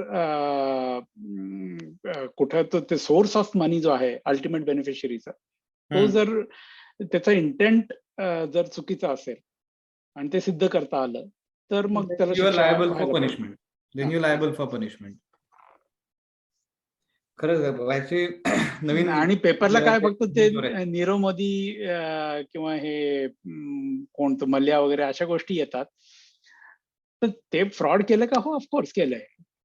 पण ते फ्रॉड करणारा प्रत्येक जण असतो आणि जसं मी म्हणालो, there are degrees of dishonesty. तुम्ही म्हणजे ₹2चा फ्रॉड केला का 2 करोडचा केला का 2,000 करोडचा केला, doesn't matter. It is important to establish की यातलं प्रॉब्लेमॅटिक बिहेवियर कुठलं होतं. माझ्याकडे खूप पैसे असणं हे प्रॉब्लेमॅटिक नाहीच आहे. पण that comes out as frequent. पण मी लोन न चुकवणं किंवा मी चुकीचं कोलॅटरल देणं किंवा कोलॅटरल नसणंच तिथे किंवा मी चुकीचं अप्रुव्हल घेणं किंवा मी एलिजिबल नसताना मला काही गोष्टी करायची परवानगी मिळणं, त्याच्यामध्ये आक्षेपार्ह काय आहे हे बऱ्याचदा त्याच्यामध्ये फाईन प्रिंट मध्ये असतं, हेडलाईन मध्ये असतच नाही. राईट. जसं जसं या बाईच्या त्या केसमध्ये होतं की मी कुठल्या बाबाचा सल्ला घेत असेल, व्हॉट्स रॉंग इन दॅट. पण मी माझ्या कंपनीची इन्फॉर्मेशन बाहेरच्या बाबाला देते, that is like glaringly wrong. ते तुम्ही नाही. परत for especially in organisation like this आपण नॉट बाबाला जस्ट सीईओ दॅट, करू तर ना. बाबा सांगतो याला आमका ग्रेड दे, त्याला मग आम्ही तेवढी मग ते बाबाला हाईक सीईओ दे. करू ना. मग तुला कशाला सीईओ केलंय. हा, तर ते तेवढंच चुकीचं. इंटिग्रिटी म्हणजे अगेन इंटिग्रिटी हा प्रश्न झाला. तर ते इंटिग्रिटीसाठी किती पनिशमेंट देणार तुम्ही. इट्स लाईक दॅट 60 रुपयाचं पार्किंग तिकीट सारखा ऑफेन्स झाला होतो. मला समजा इंटिग्रिटी भंग करून जर मला चांगली अमेझिंगली चांगली डिसिजन्स मला समजा जर घेता येणार असतील, तर मे बी असं असं तिने कॅल्क्युलेशन केलं असेल. आय एम नॉट सेइंग शी हो, इज मग राईट. त्या फॉर्मली त्या बाबाला तुम्ही बोर्ड ऑफ डायरेक्टर्स वर घ्या, त्याला कन्सल्टंट बनवा किंवा काहीतरी बनवा त्याला. बाबाला नसेल यायचं ना. हा, बाबाला नसेल यायचं बोर्डवरती. तर मग नका करू. नाही म्हणजे ऑनेस्टी आणि इंटिग्रिटीतला फरक काय? ऑनेस्टी म्हणजे मी एकदा प्रामाणिक राहिलो, ही ऑनेस्टी झाली. ओके, पण तो प्रामाणिकपणा माझ्यात मुरलेला आहे आणि मी प्रत्येक वेळेस तेवढ्याच प्रामाणिकपणे वागणार आहे, ही इंटिग्रिटी झाली. म्हणजे integrity is long term honesty. तर असं ती आवडलं मला. Integrity is long term honesty. बढिया. परपेच्युअल ऑनेस्टी म्हणू आपण. Long term honesty. असो गुड. आज असे बरेच एकदम अशा फ्रॉडस्टर आणि स्कॅमच्या गोष्टी सगळ्या जरा अशा.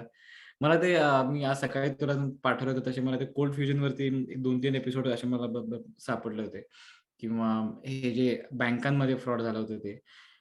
हे पण आय वुड हायली रेकमेंड. आता सध्या व्हेरी रिसेंटली ब्लॉकचेन मधलं फ्रॉड या लोकांनी पकडलाय, की त्यांनी खूप वर्षापूर्वी त्यांनी कॉईन लाटल्या होत्या आणि त्यानंतर असंच मनी लॉन्ड्रिंग इकडून तिकडे फिरवून ते ट्रान्झॅक्शन इतकं कॉम्प्लिकेटेड केलं की लोकांना कळेना की कुणाचे पैसे काय आहेत. आणि फायनली त्यांनी ते डार्क वेबमध्ये जाऊन वगैरे परत ते विकायचा प्रयत्न केला. आणि जेव्हा त्यांनी ऍक्च्युअली ते एनकॅश करायचा प्रयत्न केला that transaction, I think FBI went back and traced all of it and thanks to blockchain की finally they could trace the owner. आणि ते ओनर असे होते की ते ओनर ते एक काय ती रॅप सिंगर होती, टिकटॉक इन्फ्लुएन्सर आणि रॅप सिंगर. ती has त्याची that girl and that boy also was somebody in that same industry. हे लोक बाहेर जाऊन फ्रॉड वरती लेक्चर द्यायचे, अँटी फ्रॉड त्याच्यामध्ये जसं सेम केस. आणि अजूनही एफबीआयने आय थिंक ते अजूनही रिलीज नाही केलं की how did they trace it. पण इट इज क्लेम्ड की बिकॉज ऑफ ब्लॉकचेन तुम्ही किती जरी कॉम्प्लेक्स ट्रान्झॅक्शन केलं तरी पण, कारण लोकांना माहित होतं की the moment they bring that money in to the real world it will be traceable. पण त्या लोकांनी पण बरेच त्याच्यामध्ये ते जाळं कॉम्प्लिकेटेड करून ठेवलं होतं. पण the moment they did it या लोकांनी लगेच ते काढलं आणि ते सेव्हरल $1 बिलियन रे 4.5-5-6 काहीतरी very massive fraud. I think blockchain मधलं पहिलं फ्रॉड विच गॉट बस्टेड आणि which got traced and all that. असं म्हणून हे त्या केसमध्ये बरंच मटेरियल अवेलेबल आहे. आय वुड हायली पण ब्लॉकचेन म्हणजे बिटकॉइन्स वगैरे हॅक पण झालेले आहेत ना असे. त्यांनी बिटकॉइनच हॅक केल्या होत्या. हो का? बिटकॉइनचा एखादा स्टॉक बिटकॉइनचा एक्सचेंज होता आणि तिथून त्यांनी त्या हॅक केल्या होत्या. त्यामुळे त्या एक्सचेंजवरच्या सगळ्या स्टॉकची किंमत पडली खाली आणि ते त्यांच्या अकाउंटवरती गेले आणि सो पीपल न्यू इट या फ्रॉड बिटकॉइन्स आहेत की या फ्रॉड अकाउंटमध्ये आहेत. त्यांनी त्याचं काही केलं नाही बिकॉज नोबडी न्यू की हे अकाउंट कोणाचं आहे. पण इट वॉज देअर. पण नंतर त्यांनी त्याचे अजून इकडे तिकडे ते फिरवी त्यांनी ती सुरू केली बिकॉज त्यांना कदाचित पैशाची गरज असेल. तर आता म्हणजे इंडियामध्ये पण डिजिटल करन्सी आणतायत. जगभरातले सेंट्रल बँक्स आणतायत, आणायलाच पाहिजे. पण खूप लोकांचं त्याच्यामुळे वांदे होणार आहे. ओके, जे या फ्रॉड बिझनेस मध्ये आहेत ना, चांगल्या प्रकारे की वाईट प्रकारे?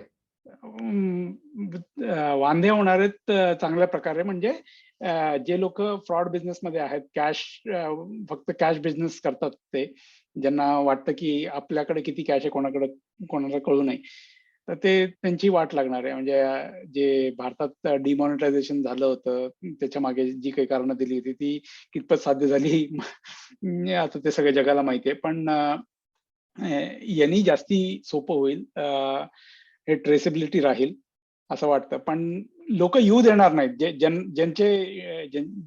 ज्यांना याच्यातनं नुकसान होणार आहे ना, ज्यांना त्यांचे काळेधंदे असे चालू ठेवू शकत नाहीत, ते बरोबर प्रेशर आणून लिमिटेड ठेवतील. मला वाटतं की चांगले, आय थिंक, मला वाटतं आय वेलकम दॅट स्टेप आता जी रिसेंटली घेतली ना, ती सेंट्रल बँक डिजिटल कॉइन, आणि आय थिंक बरेच लोक करतात, and that's perhaps the way to go also. मला असं खूप जेन्युइनली वाटत होतं ते डिमॉनिटायझेशनच्या वेळेला, that was a perfect timing for doing दिस.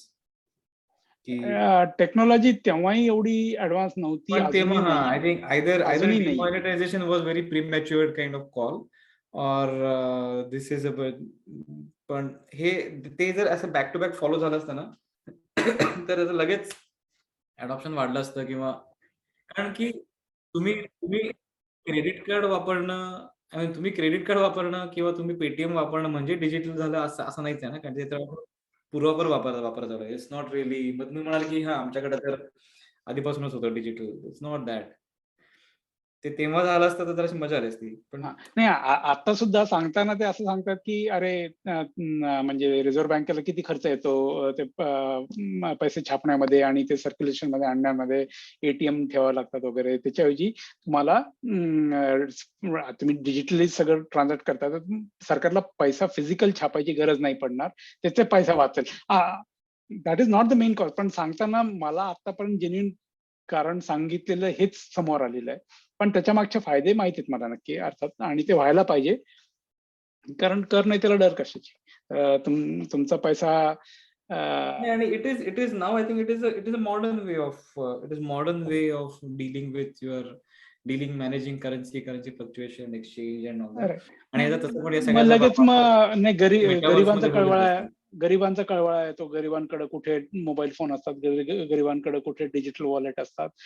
सत्य आहे, खूप लोकांकडे नाहीये. पण एवढंही सत्य आहे की ज्या प्रमाणात भारतात मोबाईल फोन वाढलेत आणि फेसबुक युजर्स जवळजवळ अर्ध्या जगातले कदाचित भारतात असतील, तर तुम्ही बाकीच्या गोष्टींसाठी वापरू शकता. आणि भारतात अरे जागी नाक्या कोपऱ्यावर ते QR कोड झालेले आहेत. आता सगळ्यांना माहिती आहे, सगळ्यांना भारतात जमतं. आहे का खरंच प्रॉब्लेम असा? भारतामध्ये असं लोकांच्याकडे मोबाईल फोन नाही, हा प्रॉब्लेम आहे का? हो, आहे, खूप मोठ्या प्रमाणात आहे. मला वाटत होतं की आणि आपल्याकडे वी आर द सेकंड और फर्स्ट लार्जेस्ट मार्केट इन हो, हे ना. पण अरे बाबा, 140 करोड लोक आहेत. म्हणजे महिन्याला 7 करोड मोबाईल विकले जातात भारतात आज. ओके, तरी पण 7 crore mobile, 7 crore SIM I think 7 crore Naveen connection येतात असं म्हणतात. ओके, तर महिन्याला की वर्षाला, मी काहीतरी चूक बोलतोय. 5G कानाकोपऱ्यात पोहोचलं, गावोगावी पोहोचलं, आणि याच्यात त्यांनी इतक्या सगळ्या गोष्टी त्याच्यामध्ये हे करायचं ना. तर मला वाटलं की मे बी आपल्याकडे लोकांच्या, इनफॅक्ट मध्यंतरी असं आलं होतं की लोकांच्याकडे घरात टॉयलेट नाही पण फोन आहे. हो, आहे ना. कारण त्या फोनमुळे त्यांना सोय खूप होते. रोजचं 1.5 GB मिळतं, त्याच्यात एंटरटेनमेंट खूप फ्री मध्ये निघतं त्यांचं. एक टीव्ही घेण्यापेक्षा 1.5 GB पर डे 1.5 वाला GB सिम पर डे वाला निघतं. नाही पण केवढी. नाही, फायदा खूप आहे. म्हणजे आता कोरोनाच्या काळात जे काही ऑनलाईन एज्युकेशन जेवढं काही करता आलं, ते त्याच माध्यमातून करता आलं. आई-बापांना फटका पडला, 10,000 रुपयाचा मोबाईल ऍटलीस्ट घ्यायला लागतो मुलांसाठी, तर दॅट वॉज डिफिकल्ट. पण फायदे नक्कीच आहेत, तोटे तेवढेच आहेत. Good, that was quite good refresher. मला हा जरा भाग मध्ये कायमच कुतूहल आहे. आपण पुढे पण याच्याविषयी ऐकू. तुझं ऍक्च्युली हे फील्ड आहे, माहिती आहे मला. त्यामुळे माझं फील्ड थोडं वेगळं आहे. एखादी क्राईम स्टोरीची डॉक्युमेंटरी ऐकल्यासारखं मला असं वाटतंय की अरे हे म्हणजे कुणी कसे काय फ्रॉड केले आणि ते फ्रॉड पकडलं कसं, ह्याच्यामध्ये ही गोष्ट जास्त इंटरेस्टिंग असते. अरे म्हणजे माझं फील्ड खूप वेगळं आहे, खूप निश आहे. माझं मार्केट कंडक्ट आणि इन्साइडर डीलिंग केसेस आहे. आणि ते इतक्या वर्ष आताचे तुझे ते कोणतं निक करलीस कोणतं ना, Nick Leeson that was insider trading ना? नाही, ते इन्साइडर ट्रेडिंग. इन्साइडर ट्रेडिंग तुम्हाला म्हणजे ते ग्राफ बघितलं कळतं की क्या चल रहा है यहाँ पे. म्हणजे तुला जस्ट एक गोष्ट सांगतो. कोडॅक कंपनी माहिती आहे ना आपल्याला, फिल्मची कंपनी. ओके, सगळ्यांना माहिती आहे कोडॅक काय, तर कॅमेरा फिल्म बनवतं. हा, तर असं झालं की जेव्हा करोनाचा पिरियड होता 2020च्या सेकंड हाफ मध्ये, खूप मग US गव्हर्नमेंटने काय केलं की बऱ्याचशा कंपन्यांना फंडिंग दिली की तुम्ही कोरोना व्हायरससाठी काय रिसर्च करता येईल ते करा. ओके, आणि थोडं आउट ऑफ द बॉक्स जाऊन पण करा वगैरे वगैरे. त्याच्यात कोडॅक कंपनीला पण फंडिंग मिळाली सरकारकडून. ओके, तर कोडॅकचा मेडिसिनचा काही संबंध नाही, पण मिळाली त्यांना. ठीक आहे, काय असेल ते ती गोष्ट वेगळी, पण मिळाली हे सत्य आहे. तर गंमत अशी झाली आहे की कोडॅकचा शेअर जो आहे तो नॉर्मली $2 चालायचा.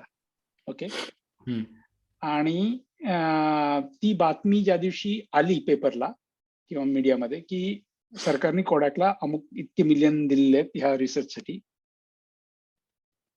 तर ती बातमी याच्या एक दिवस आधी कोडॅकचा शेअर $2 वरून $8 वर गेला. ओके, ज्या दिवशी बातमी आली त्या दिवशी तो $30-32 वर गेला.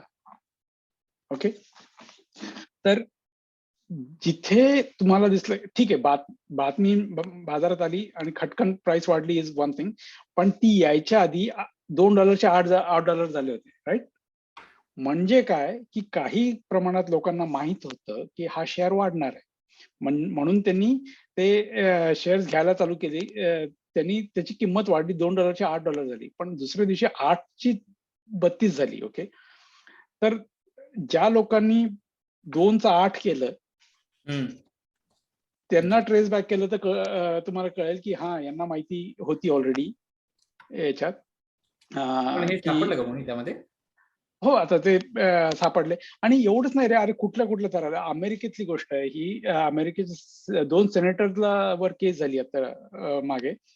तर जेव्हा कोरोना व्हायरस चाललं होतं, लॉकडाऊन करायचं वगैरे चाललं होतं ना, तर हे सगळं सरकारी याच्यात जेव्हा म्हणजे हायेस्ट लेवलला जे डिस्कशन चालू होते, तर ते की लॉकडाऊन करावं का नाही आणि कसा काय, तर ते जेव्हा डिस्कशन चालू होते तेव्हा त्या वेळेस त्या डिस्कशन मध्ये असणारे जे 2 अमेरिकेचे सेनेटर होते, त्यांनी बाहेरून आपापल्या ब्रोकरला कॉल केलं की सिट्रिक्सचे शेअर्स विकत घ्या. ओके, आता जे रिमोट वर्किंग करतात त्यांना सगळ्यांना सिट्रिक्स आणि त्याचं महत्व माहिती आहे. ओके, किंवा अशा कंपन्यांचे ज्या रिमोट वर्किंगसाठी, तर त्यांना कळालं की लोक लॉकडाऊन झाले की ह्या कंपन्यांचं खप वाढणार आहे आणि त्याच्यामुळे त्यांचे स्टॉक वाढणार आहेत.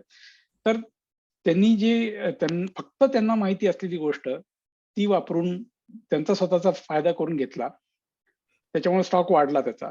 तर ते इझिली ट्रेस करता येतं की या, आणि हे कसं की नुसतं स्टॉक वाढत नाही, हे लोक नंतर विकून फायदा बनवतात त्याचा. राईट, तर हळूहळू ती माहिती जगजाहीर व्हायच्या आधी हळूहळू तुम्ही स्टॉक विकत घेतले आणि जगजाहीर झाल्यावर आपण विकून टाकले. अशा काही केसेस बद्दल, अशा काही स्पेसिफिक केसेस घेऊन पण कधीतरी त्यावरती बोलायला मजा येईल. थोडक्यात सांगायचा विषय आहे की जितके संत आहेत तितकेच बदमाश लोक आहेत, जितके चांगल्या गोष्टी चालतात तितक्याच वाईट गोष्टी चालतात. स्कॅम्स जगभर आहेत. आपण सावध राहायला पाहिजे. सरकारने सरकारचं काम केलं पाहिजे, रेग्युलेटरी एजन्सीजचं काम केलं पाहिजे, आणि अशा गोष्टींमधून नुकसान होऊ नये किंवा वाईट प्रवृत्तींना चालना मिळू नये याच्यासाठी जे करायला पाहिजे ते करायला हवं. चौकस बुद्धीनी बघायला हवं, डोळे कान उघडे ठेवायला हवेत, प्रश्न विचारायला हवेत, आणि हव्यासा पाठी धावून आपले खिसे पटपट भरण्याच्या मागे काही आपण चूक तर नाही करते, दुसऱ्यांचं नुकसान तर नाही करते, याची जाणीव ठेवली पाहिजे. एवढे बोलून मी माझे 2 शब्द आज संपवतो. 2 तास का रे? नाही, 2 शब्द आय थिंक 2 तास नाही झाले आज, पण I think you covered it all. माझ्यासाठी काय राहिलेलं नाही. Yes, I agree all of it, full as is. In fact मला असं वाटतं की चोरावर मोर. हां? तुला चोरावर मोर म्हण कुठून आली माहितीये का? नाही. म्हणजे मलाही नक्की आठवत नाही, पण चोर मोर म्हणजे ते कन्नड की तेलुगू भाषेत चोरू मोरू काहीतरी असतं, म्हणजे ताक भात आहे इन अ वे, भातावर ताक. तर चोरावर मोर इज ऍक्च्युली भातावर ताक. तर चोरावर मोर होणे म्हणजे माहित नव्हतं मला. असं असतं.